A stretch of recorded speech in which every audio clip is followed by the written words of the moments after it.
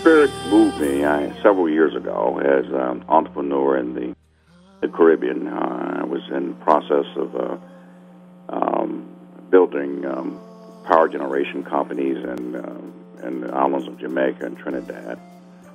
And through that process, I saw the disparity there in those islands in terms of telecom. That certain communities were unserved because of telecom. And then as I looked at those particular underserved communities in Jamaica and Trinidad, I began to look at the entire issue of the digital divide, not only in the Caribbean, but also in communities of color in this country, and Latino and African American communities. And I discovered that really the digital divide is with the world moving towards more of an information highway in terms of the paradigm shifting and how services are going to be delivered to communities, that the struggle now is not one of the struggle of civil rights in terms of the work 20, 30 years ago, or 40 years ago.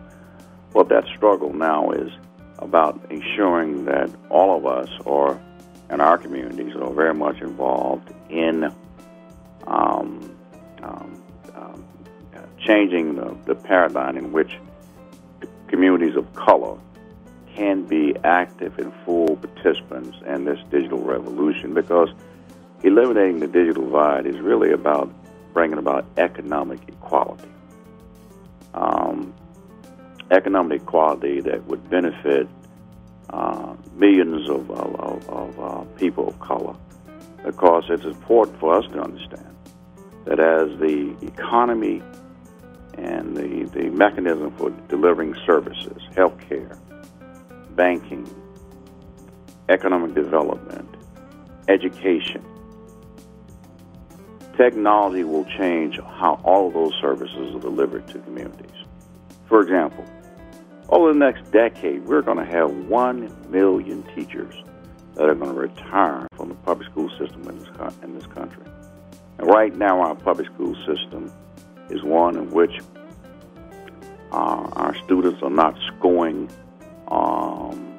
at the level they need to score in order to help the United States to stay a global leader in terms of education, in terms of producing scientists and mathematicians and et cetera, that will help us to continue to be the leader in the free world in terms of providing goods and services. We have to recalibrate our education system, and especially with that many teachers being retiring over the next decade. And we have to use technology to enhance the learning skills of our children, of our students. Right now, 50% of kids in this country that attend public school system are suffering. And they're suffering because of the lack of not having the world at their fingertips in terms of knowledge. And that's very important. The affluent kids in this country, they have the benefit of going online and having the world at their fingertips. But children in communities of color, especially during hard economic times that we are having right now, don't have that luxury. They have the world's knowledge at their fingertips.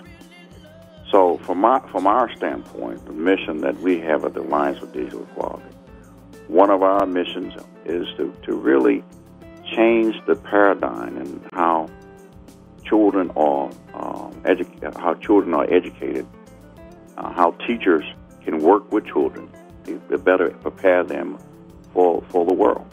Because as they go to college, if they're going to college at USC, our kids in Los Angeles, in Compton, in Watts, or in Oakland, they're not just competing for slots at universities, at the University of Southern California, UCLA. They're competing for slots at those universities with kids from Singapore, from Mumbai, from France, from the UK, from Peking, So it becomes extremely important for us to make sure that our kids have a global knowledge base in order for them to succeed. And so with that one, you've been listening to Julius Hollis, who's the chairman and CEO of Alliance for Digital Equality. And I appreciate you taking the time out of your schedule today, sir, to bless us with the wisdom that God has put on your heart. And we look forward to that connection we're going to have for years to come, sir. Thank you very much for being here.